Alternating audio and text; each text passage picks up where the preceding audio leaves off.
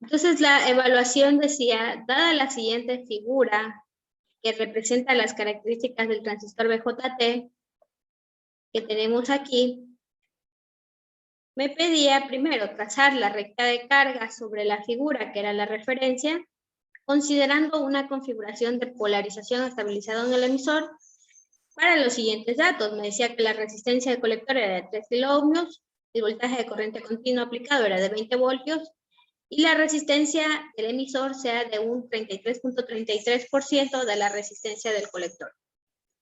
En el punto B decía establezca un punto de operación Q intermedio, ¿sí? Es decir, en esa recta de carga un punto intermedio, para la recta de carga trazada.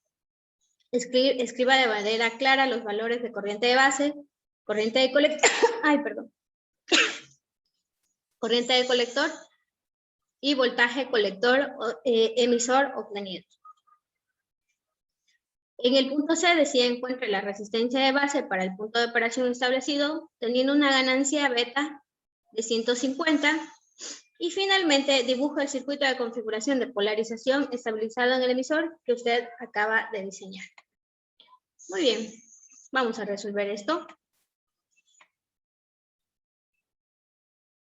Lo primero que voy a hacer es copiar la curva, las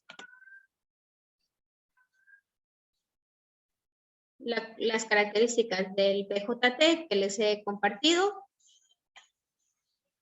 ¿verdad? Ya.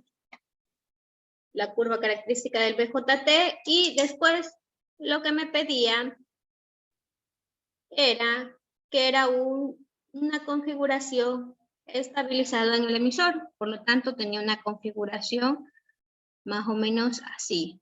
Por aquí tenía una resistencia del colector, por acá tenía una resistencia de base, ¿verdad? Aquí tenía el colector, la base, el emisor, como era estabilizado en el emisor, tenía obviamente una resistencia en el emisor.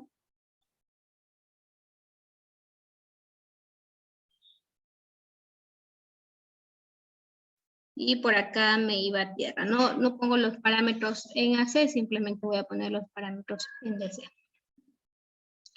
Entonces, el primer dato que me daba era que tenía una resistencia de colector de 3 kiloohmios.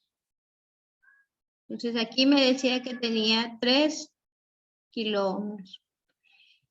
El segundo dato que me daba es que tenía un voltaje de corriente continua aplicado de 20 voltios. Y el tercer dato que me daba es que tenía una resistencia del emisor de 33.33%, es decir, un tercio de la resistencia del colector. O si quiere, puede dejarle 33.33% de la resistencia del colector, ¿no? O sea, ahí podría haber hecho, dígame. También teníamos una ganancia de 150. Correcto, teníamos una ganancia de 150, así tal cual, porque es adimensional. Entonces, el primer valor que a mí me pedía era trazar la recta de carga. Para trazar la recta de carga, ¿qué valores necesitaba? ¿Quién me dice?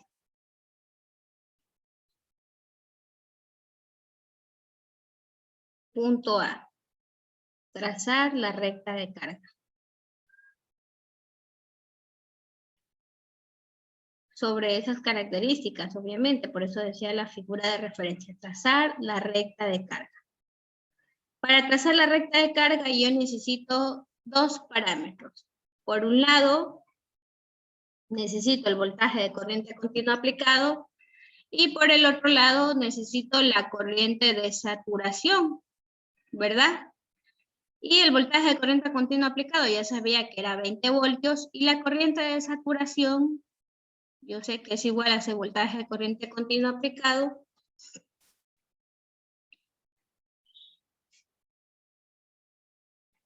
¿Verdad? Para esta configuración era igual al voltaje de corriente continua aplicado sobre la resistencia del colector más la resistencia del emisor.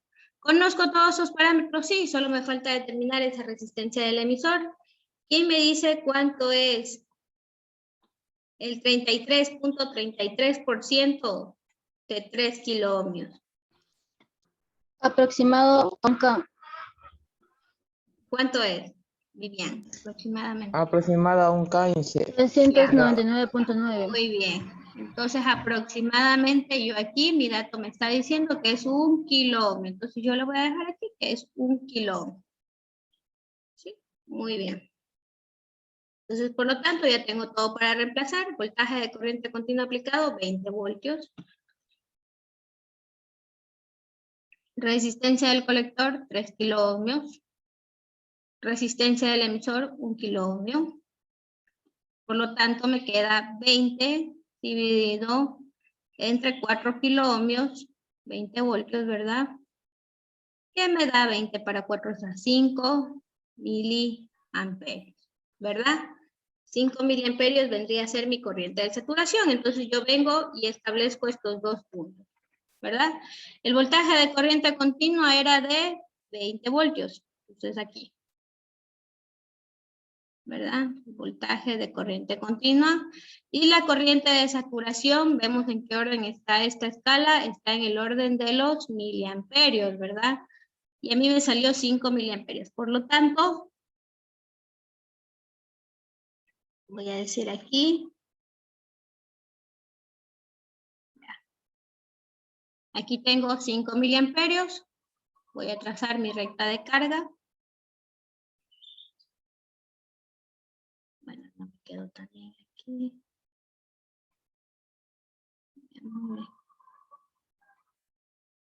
Ya, muy bien. Entonces esta es mi recta de carga, ¿no? Sabíamos que era entre el voltaje de corriente continua aplicado y la corriente de saturación.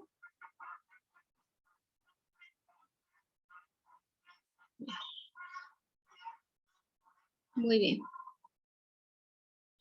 Ese era el punto A.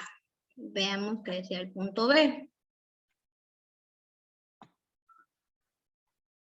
El punto A traza la recta de carga, considerando una configuración para los siguientes datos. Muy bien. Punto B, ya hemos hecho el punto A.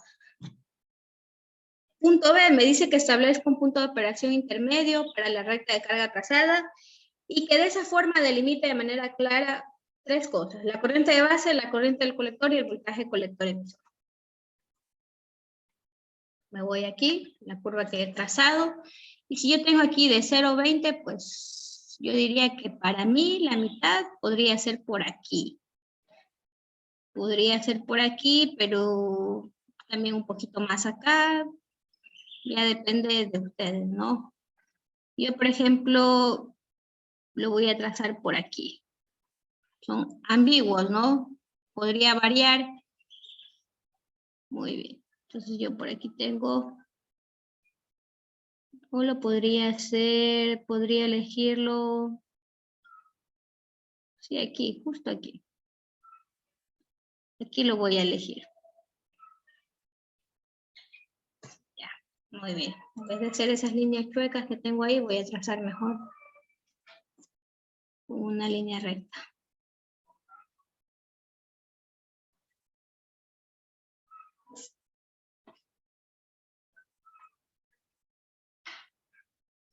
¿Ya?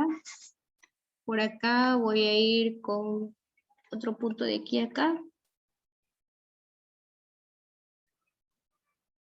Ya, muy bien. Más o menos ahí, diría yo. Un poquito más acá, creo. No me deja ir más allá. Bueno, lo voy a trazar ahí, ¿no? Por eso es una hoja milimetrada la que está ahí. Entonces, ya escogí el punto intermedio, Q, y voy a lo que me dice que delimite de forma clara los datos que me acaba de dar esa gráfica. Entonces, la corriente de base evidentemente es de 20 microamperios.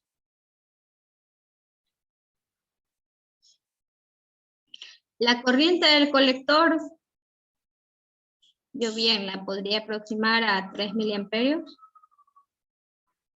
aproximadamente, aquí si no estoy bastante clara. Y aquí podría decir que es, a ver, 6, 7,